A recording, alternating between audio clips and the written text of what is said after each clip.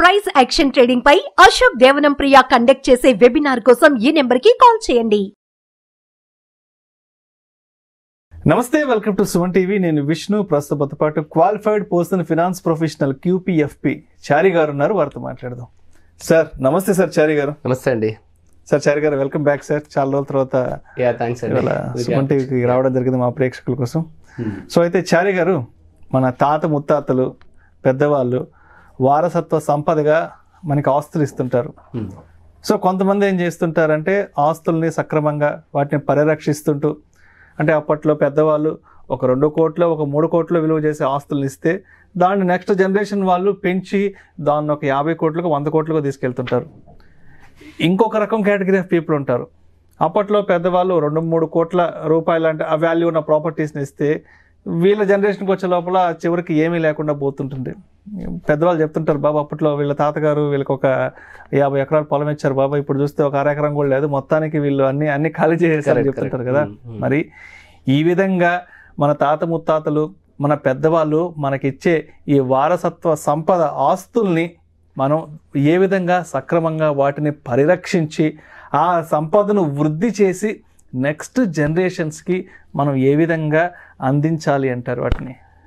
చాలా మంచి ప్రశ్న అండి. మన పేరెంట్స్ కానీ గ్రాండ్ పేరెంట్స్ కానీ మన తాత ముత్తాతల నుంచి వచ్చిన యాన్సిస్ట్రల్ ప్రాపర్టీస్ ఇవన్నీ కూడా ముఖ్యంగా ఏ రూపంలో ఇస్తున్నారు మనకి? వాళ్ళు ఎక్కువ ఏ రూపంలో ఇస్తున్నారు అంటే భూములు, స్థలాలు, పొలాలు, ఏదైనా బిల్డింగ్స్ ఇట్లా ఇస్తారు. ఎగ్జాక్ట్లీ. సో వాళ్ళ ఊర్లో ఉన్న పొలాలు, ఊర్లో వాళ్ళు ఉన్న ఇల్లులు, ఓకే, స్థిరాస్తుల రూపంలో ఇస్తున్నారు. గోల్డ్ కానీ స్టాక్స్ కానీ చాలా రేర్ గా ఇస్తున్నారు, చాలా తక్కువ. బట్ 90-95% ఇదే రూపంలో ఇస్తారండి. ఓకే, ఇప్పుడు ఈ యాన్సెస్ట్రల్ ప్రాపర్టీస్ తీసుకున్న ప్రతి ఒక్కరు ఇప్పుడున్న జనరేషన్ లో ఏం చేస్తున్నారంటే, చాలా మంది అంటే కాపాడే ఉద్దేశం ఉన్న వాళ్ళు, మీరన్న ఆ 10% కేటగిరీని పక్కన పెట్టేస్తే కాపాడాలనుకునే వాళ్ళు ఏం చేస్తున్నారంటే ఎక్కువ మటుకు ఈ ఆస్తి నేను ముట్టుకోను, ఇది ఇలాగే తీసుకెళ్లి నా నెక్స్ట్ జనరేషన్ కి ఇస్తాను అని అంటున్నాను. ఓకే, పర్లేదు, అది ఒక విధంగా మంచి ఆలోచనే. నువ్వు దాన్ని ₹1 కూడా దానిలో తినకు, కానీ వచ్చినట్టుగా వాళ్ళకి అందిస్తే ఇంకా నువ్వెందుకు మధ్యలో? నువ్వేం చేయాలి? దాన్ని వాళ్ళు ఆల్రెడీ గ్రో చేసి ఇచ్చిన దాన్ని నువ్వు కూడా మళ్ళీ గ్రో చేసి వాళ్ళకి ఇవ్వాలి. అంటే వాళ్ళ ఆస్తుల్ని కాపాడడం ఒకటే నీ రెస్పాన్సిబిలిటీ కాదు, దాని విలువను కూడా పెంచాలి, 10 రెట్లు పెంచాలి, దాని వాల్యూని ఇంక్రీజ్ చేసి పిల్లలకి ఇవ్వాలి. ఓకే, సో ఇది నీ అసలైన రెస్పాన్సిబిలిటీ. ఓకే, ఇప్పుడు పేరెంట్స్ కానీ మన గ్రాండ్ పేరెంట్స్ కానీ వీళ్ళందరూ మాక్సిమము ఈ ల్యాండ్స్ ని, పొలాలని, ఇల్లుల్ని, వీటిని అంటే మాక్సిమం రియల్ ఎస్టేట్ ని, ల్యాండ్ బ్యాంక్ ఎక్కువ ఎందుకు ఆస్తులుగా ఇచ్చారు? మనకి వేరే ఆస్తులు ఎందుకు ఇవే ఎందుకు ఇచ్చారు అంటే, ఇక్కడ ఏమవుతుందంటే ఎవ్రీ 100 years అనుకోండి, లేదా ఎవ్రీ జనరేషన్ అనుకోండి, ఒక్కొక్క ప్రోడక్ట్ కి ఒక్కొక్క వాల్యూ ఉంటుందండి.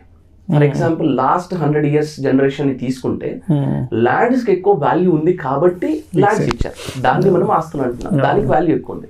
ఓకే, అంతకుముందు మీరు అబ్జర్వ్ చేస్తే ఒక 100 years బ్యాక్ ల్యాండ్ కి కంచెలు ఉండేవి కాదండి. అక్కడ ఆ మూల ఒక చెట్టు ఉంది, ఆ చెట్టు నుండి ఈ చెట్టు వరకు నా ల్యాండ్. ఓకే, అది వేరే వాళ్ళు వచ్చి కబ్జా చేయడానికి అవకాశం కూడా లేదు, ఎందుకంటే అసలు వాల్యూ లేదు అప్పుడు. అంతకుముందు ల్యాండ్ కంటే ముందు ఆస్తులు ఏ రూపంలో ఇచ్చారు? ఆస్తులు ల్యాండ్ కంటే ముందు బంగారం కంటే ముందు వజ్రాల రూపంలో. అంటే ఏమవుతుందంటే ఎవ్రీ 100 years కి ఒక్కొక్క ఇన్స్ట్రుమెంట్ కి వాల్యూ చేంజ్ అవుతుంది. సో తర్వాత గోల్డ్ కి వాల్యూ వచ్చింది, ఫస్ట్ వజ్రాలకు ఉంది వాల్యూ, తర్వాత జనరేషన్ కి గోల్డ్ కి వచ్చింది, తర్వాత జనరేషన్ కి ల్యాండ్ కి వచ్చింది. అలాగే మనం ఏం అబ్జర్వ్ చేయాలంటే, ఇప్పుడున్న జనరేషన్ తర్వాత మనం నెక్స్ట్ జనరేషన్ కి ఇవ్వాలనుకుంటున్నప్పుడు ఏ ప్రోడక్ట్ కి ఎక్కువ వాల్యూ ఉంటుందో ఆ ప్రోడక్ట్ కి మన ఆస్తులను కన్వర్ట్ చేసి వాళ్ళకి ఇవ్వాలి. సో ఇప్పుడు ఏది లైమ్ లైట్ లో ఉందో దాన్ని ఐడెంటిఫై చేయాలి మనం. ఎగ్జాక్ట్లీ. సో అదే మనం తీసుకొచ్చే వాళ్ళు కూడా బంగారం ఇచ్చుంటే ఇవాళ వాళ్ళకి వాల్యూ క్రియేట్ అవ్వలేదు, ఇవాళ వాళ్ళు ల్యాండ్ కన్వర్ట్ చేసి ఇచ్చారు కాబట్టి మీ ఆస్తులు గ్రో అయ్యాయి.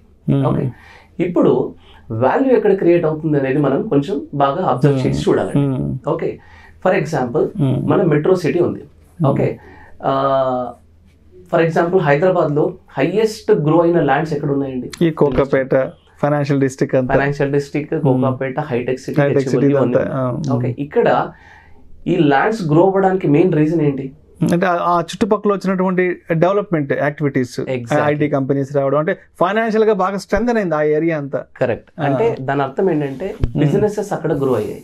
ఓకే, అంటే దీని అర్థం ఏంటంటే బిజినెసెస్ వల్ల ల్యాండ్ గ్రో అవుతుంది కానీ ల్యాండ్ వల్ల బిజినెసెస్ గ్రో అవ్వట్లేదు. అంటే ఈ జనరేషన్ కి నెక్స్ట్ జనరేషన్ కి వాల్యూ క్రియేట్ చేసేది బిజినెస్. ఇంకో ఎగ్జాంపుల్ తీసుకుందాం. ఫర్ ఎగ్జాంపుల్ ఇవాళ మనం ఇక్కడ ఈ బిల్డింగ్ లో కూర్చొని చేస్తున్నాం. ఈ బిల్డింగ్ అంతా సుమన్ టీవీ ఉందనుకోండి. సుమన్ టీవీ వల్ల బిల్డింగ్ కి వాల్యూ వస్తుందా, లేదా బిల్డింగ్ వల్ల సుమన్ టీవీకి వాల్యూ వస్తుందా? సుమన్ టీవీ తలుచుకుంటే ఇలాంటి బిల్డింగ్లు 10 కొనగలుగుతుంది, 100 కొనగలుగుతుంది. అంటే దీని అర్థం ఏంటంటే బిల్డింగ్ వల్ల కాదు సుమన్ టీవీకి వాల్యూ వచ్చేది, ఈ సుమన్ టీవీ అనే బిజినెస్ వల్ల ఈ బిల్డింగ్ కి లొకేషన్ కి ఒక వాల్యూ ఉంటుంది. ఎగ్జాక్ట్లీ. అంటే దీని అర్థం ఏంటంటే ఈ బిజినెసెస్ కి వాల్యూ ఉంది. ఇప్పుడు ఒకప్పుడు వజ్రాలకు ఎలా వాల్యూ ఉందో, ఒకప్పుడు గోల్డ్ కి ఎలా వాల్యూ ఉందో, ఒకప్పుడు ల్యాండ్ కి ఎలా వాల్యూ ఉందో, ఇవాళ బిజినెసెస్ కి వాల్యూ ఉంది. ఈ బిజినెసెస్ అన్ని కూడా ఇవాళ స్టాక్ రూపంలో ఉన్నాయి. అయితే అంటే ఇప్పుడు వ్యూవర్స్ అందరూ అంటే ఏంటి మా తాతల ఆస్తి అంతా తీసుకొచ్చి స్టాక్ లో పెట్టమంటారు, అది కాదండి. నేను చెప్పాలనుకుంది అది కాదు. అంటే స్టాక్స్ లో వాల్యూ క్రియేట్ అవుతుంది కానీ ప్రాక్టికల్ గా ఏమవుతుందంటే మన మన మనకిప్పుడు సేఫ్టీ, ఓకే, మనకి ఇప్పుడు టైం లేదు అందులో. ఫస్ట్ ఆఫ్ ఆల్ మనం అన్ని చూడడానికి టైం లేదు, అలాగే నాలెడ్జ్ లేదు మనకి. ఓకే, ఈ నాలెడ్జ్ టైం స్పెండ్ చేయకుండా మనకి 100% సేఫ్టీ ఉండి, 100% ఫ్లెక్సిబిలిటీ ఉండి, 100% ట్రాన్స్పరెన్సీగా ఉండి, అంటే నా డబ్బు ఎక్కడికి వెళ్తుంది అని 100% ట్రాన్స్పరెన్సీగా ఉండి, 100% మంచి రిటర్న్, గుడ్ రిటర్న్, నాకు ల్యాండ్లో ఎంత రిటర్న్ వస్తుందో అంత రిటర్న్ వచ్చే ప్రోడక్ట్ ఉందనుకోండి, డెఫినెట్గా అదొక వాల్యూ క్రియేట్ చేసే ప్రోడక్ట్ కాబట్టి దాంట్లో మనం డబ్బులు పెట్టుకోవచ్చు. అదే మ్యూచువల్ ఫండ్స్. ఓకే, మనకి వాల్యూ జనరేట్ చేస్తుంది, 100% సేఫ్టీ ఉంటుంది, ట్రాన్స్పరెన్సీ, ఫ్లెక్సిబిలిటీ ఇవన్నీ కూడా ఉన్నాయి కాబట్టి 100% మనకి value generation product mutual funds కాబట్టి పెట్టచ్చు. ఓకే, సో ఫైనల్గా అంటే పేరెంట్స్ ఇచ్చిన ఆస్తుల్ని వాల్యూ జనరేట్ చేయాలి అంటే మనం చేయాల్సిన పని ఏంటంటే ఫస్ట్ ఆఫ్ ఆల్ అక్కడ మన ల్యాండ్ ఎక్కడైతే ఉందో అక్కడ మనం ఏదైనా బిజినెస్ స్టార్ట్ చేయాలి. ఒకటి పాయింట్ నెంబర్ 1. లేదా పాయింట్ నెంబర్ 2, దాన్ని రివ్యూ చేయాలి. అంటే దాని చుట్టుపక్కల ఏమైనా బిజినెసెస్ వస్తున్నాయా లేదా. Okay, end of the day ఈ జనరేషన్కి నెక్స్ట్ జనరేషన్కి వాల్యూ క్రియేట్ చేసేది బిజినెస్లే. ఓకే, ఇవి రెండూ జరగట్లేదు అంటే నాకు లాస్ట్ 10 yearsలో ఇది నాకు ₹1 కోటి ఉన్న ఆస్తి ఇప్పటికి 5 కోట్లు అయిపోయింది అన్నారు అనుకోండి, అక్కడ సాచురేషన్ వస్తుంది. మీరు ఏం అబ్జర్వ్ చేయాలంటే నెక్స్ట్ 10 years కానీ 15 years కానీ ఈ 5 crores ఉన్న ప్రాపర్టీ ఎంత అవ్వచ్చు. లేదండి ఆల్రెడీ ఎక్కువైపోయింది, ఇంకో 10 సంవత్సరాల వరకు ఇది పెరిగే అవకాశం లేదన్నారు అనుకోండి, వెంటనే ఖచ్చితంగా మీరు బిజినెసెస్కి ట్రాన్స్ఫర్ చేయాలి. అంటే మ్యూచువల్ ఫండ్కి ట్రాన్స్ఫర్ చేసి తీరాల్సిందే అందులో. ఓకే, ఎందుకంటున్నానంటే ఇప్పుడు మన పేరెంట్స్ తాతలు ఇచ్చిన ఆస్తులని మనం మెట్రో సిటీలో ఉండి హోమ్ టౌన్కి వెళ్ళి మేనేజ్ చేయడం మనకే చాలా కష్టంగా ఉంది. అలాంటిది నెక్స్ట్ జనరేషన్ వాళ్ళు ఎప్పుడు ఎక్కడ ఏ కంట్రీలో ఉంటారో తెలియదండి. మనం ఊరు నుండి మెట్రో సిటీకి వచ్చాము, వాళ్ళు మెట్రో సిటీ నుండి అదర్ కంట్రీకి వెళ్తారు. మనం వాళ్ళని ఆపలేము, వాళ్ళ గ్రోత్ ఆపలేము. అలాంటి వాళ్ళకి కనుక ఇలాంటి ఆస్తుల్ని మనం ఇచ్చామనుకోండి, పాత ఆస్తుల్ని మనం ఇచ్చామనుకోండి, it is very difficult for them to manage. అందుకని ఫస్ట్ ఆఫ్ ఆల్ ఒకటి అక్కడ బిజినెస్ ఏదైనా స్టార్ట్ చేస్తారా, లేదా దాని చుట్టుపక్కల ఫ్యూచర్ డెవలప్మెంట్ బిజినెస్ ఏమైనా వస్తున్నాయా, లేదా మూడవది తీసి బిజినెసెస్లో మ్యూచువల్ ఫండ్స్ లాంటి ప్రోడక్ట్లు ఏమైనా పెడతారా.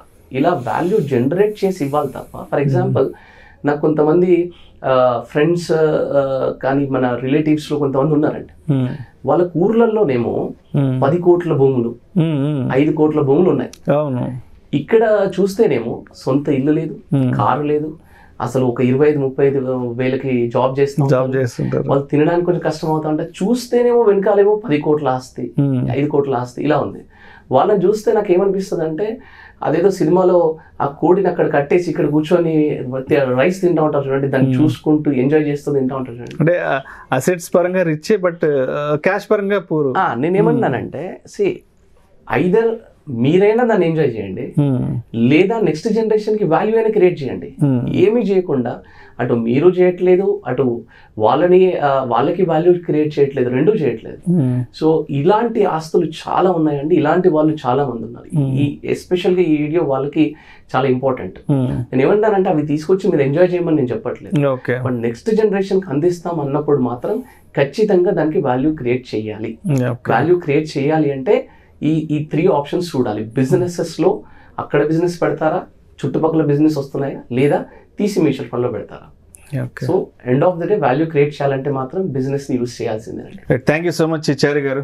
థ్యాంక్స్ అండి. తాత ముత్తాతలు పెద్దవాళ్ళ నుంచి వచ్చిన వారసత్వ సంపదను దాన్ని ఏ విధంగా వృద్ధి చేసి నెక్స్ట్ జనరేషన్స్కి అందించాలి అన్న దాని గురించి చాలా చక్కగా మీ అనాలిసిస్ తెలియజేస్తే thank you so much. Thanks అండి. నమస్తే. సుమన్ టీవీలో మీ పర్సనల్ అండ్ బిజినెస్ ప్రమోషన్స్ కోసం కింది నెంబర్కి కాంటాక్ట్ చేయండి.